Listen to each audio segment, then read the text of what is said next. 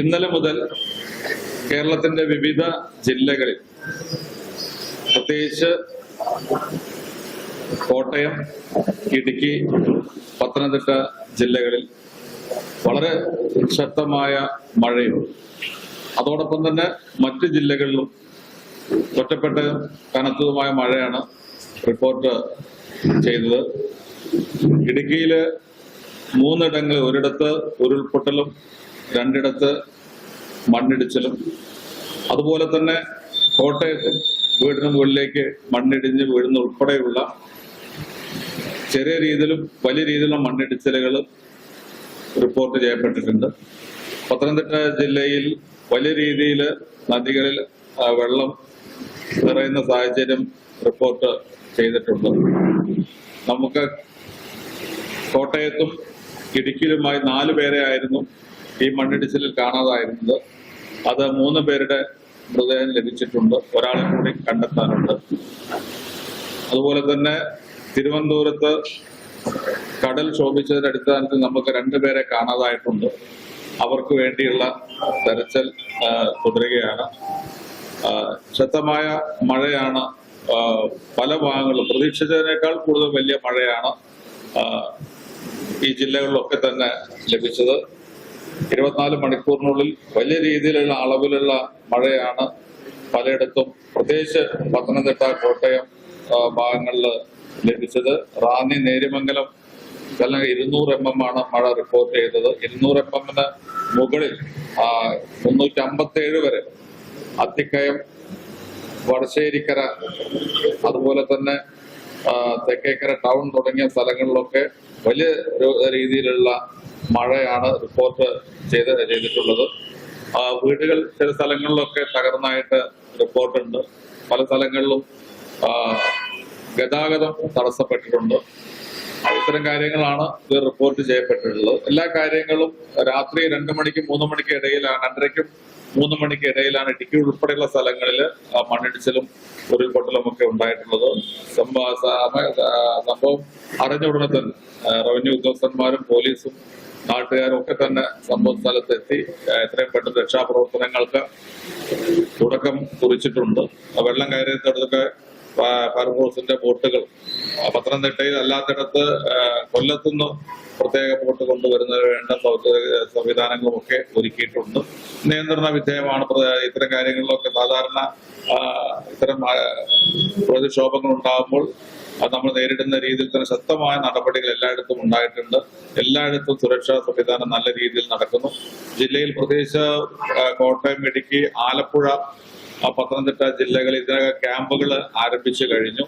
ഇനിയും ആവശ്യമായ സ്ഥലങ്ങളിൽ മഴ തുടരുന്ന സാഹചര്യത്തിൽ കാലാവസ്ഥാ പ്രവചനം എന്ന് പറയുന്നത് ഇനി മുതൽ ഇന്ന് താരതമ്യേന തെക്കൻ ജില്ലകളിൽ മഴ കുറയാനാണ് സാധ്യത. 12 മണിയോടുകൂടി മഴയുടെ ശക്തി കുറയുമെന്നാണ് നമുക്ക് ലഭിച്ചിട്ടുള്ള റിപ്പോർട്ട്. അങ്ങനെ വന്നാൽ പോലും മുന്നൊരുക്കം എന്നുള്ള നിലയ്ക്ക് അപകട സാധ്യതയുള്ള മേഖലകളിൽ നിന്ന് ആളുകളെ മാറ്റി താമസിപ്പിക്കുവാനും ക്യാമ്പുകളിലേക്ക് മാറ്റുവാനുമുള്ള നിർദ്ദേശം നൽകിയിട്ടുണ്ട്.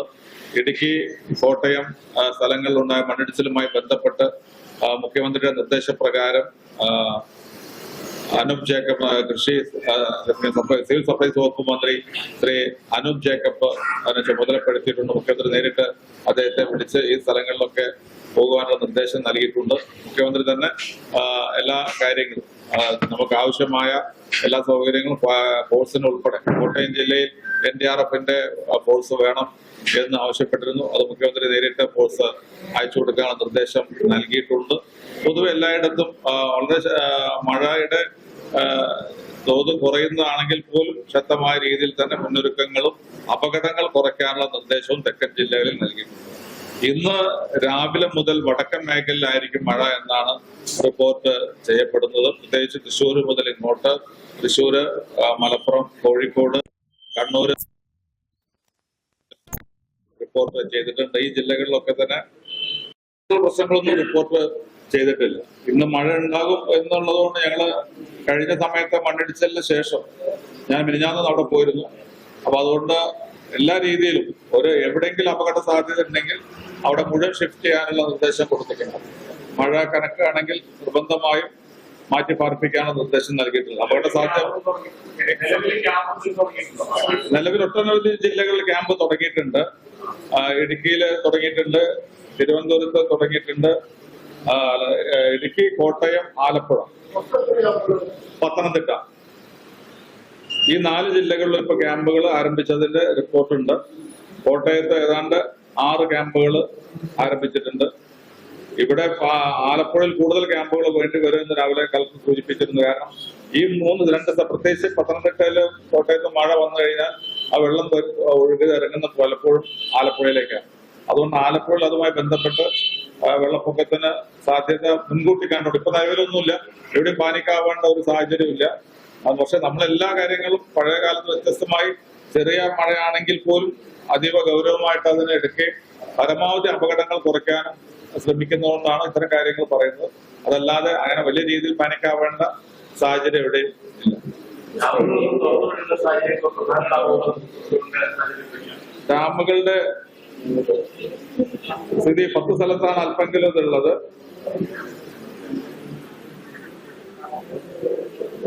നിലവില് 10 ഡാമുകളാണ് തുറന്നിട്ടുള്ളത്. തിരുവനന്തപുരത്ത് അരുവിക്കര, പത്തനംതിട്ട, മൂഴിയാറ്, ഇടുക്കി, മലങ്കര, ലോവർ പെരിയാർ, കല്ലാർകുട്ടി, എറണാകുളത്ത് ഭൂതത്താൻകെട്ട്, തൃശ്ശൂരില് പൂമല, പാലക്കാട് മംഗലം ഡാം, വയനാട് കാരാപ്പുഴ, കണ്ണൂർ പഴശ്ശി. ഇന്ന് തുറക്കാൻ തീരുമാനിച്ചിട്ടുള്ളത് 10 ഇത് നിലവിൽ തുറന്നിട്ടുണ്ട്. ഇനി തുറക്കാൻ തീരുമാനിച്ചിട്ടുള്ള നെയ്യാർ ഡാമും അതുപോലെ തന്നെ മംഗലം ഡാമും തുറക്കാൻ തീരുമാനിച്ചിട്ടുണ്ട്. വെള്ളത്തിന്റെ തോതനുസരിച്ച് അത് തുറക്കും. ഇത് രണ്ടാണുള്ളത്. പിന്നെ പൊന്മുടി റോഡിലും അതുപോലെ തന്നെ കല്ലാർ, മങ്കയം ഇക്കോ ടൂറിസം സെന്ററുകൾ താൽക്കാലമായിട്ട് അടയ്ക്കാനുള്ള നിർദ്ദേശം നൽകിയിട്ടുണ്ട്. DFO അത് ആ ഏരിയ ഫോറസ്റ്റിന്റെ കീഴിലുള്ള ആ നിർദ്ദേശം കൊടുത്തിട്ടുണ്ട്. എങ്ങനെ എവിടെ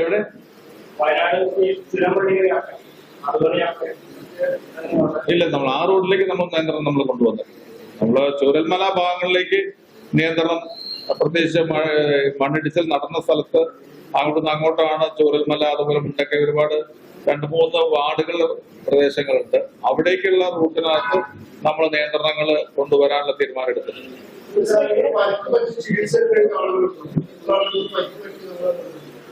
റിപ്പോർട്ട് വരുന്നേ ഉള്ളൂ, റിപ്പോർട്ട് കിട്ടിക്കൊണ്ടിരിക്കുന്നേ. ഇപ്പൊ നമ്മളിത് കൊടുക്കുന്നത് റോഡ് ഗതാഗതം, പിന്നെ മണ്ണിടിച്ച് വീടിനടുത്തൊക്കെ റോഡ് ഗതാഗതം പെട്ടെന്ന് ശരിയാക്കുന്നതിനും അതുപോലെ മണ്ണിടിച്ചല് കാണാതായവരെ കണ്ടെത്താൻ വേണ്ടിയുള്ളതാണ്. 3 പേരെ കണ്ടെത്തി ഒരാൾക്ക് കണ്ടെത്താൻ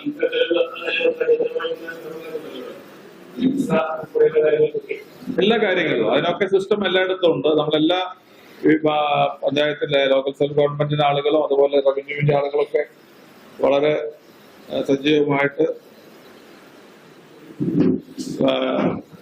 രംഗത്തുണ്ട്. പോലീസും ഫയർഫോഴ്സും NDRF-ന്റെ പുതിയ ടീം കോട്ടയത്തേക്ക് വേണമെന്ന് പറഞ്ഞിട്ടുണ്ട്. അത് മുഖ്യമന്ത്രി അങ്ങോട്ട് NDRF ടീമിന് അയക്കാനുള്ള നിർദ്ദേശം കൊടുത്തിട്ടുണ്ട്. അതുപോലെ തന്നെ എന്താണോ ആവശ്യമായ കാര്യങ്ങൾ എന്നുള്ളത് റിപ്പോർട്ട് ചെയ്യാൻ കളക്ടർമാരോട് പറഞ്ഞിട്ടുണ്ട്. അത്തരം കാര്യങ്ങളുടെ അഭാവം കൊണ്ട് സുരക്ഷാ പ്രവർത്തനങ്ങളിൽ മാറ്റങ്ങൾ ഒരു കുഴപ്പമുണ്ടാവരുത് എന്ന് പറഞ്ഞിട്ട് നിർദ്ദേശം നൽകിയിട്ടുണ്ട്.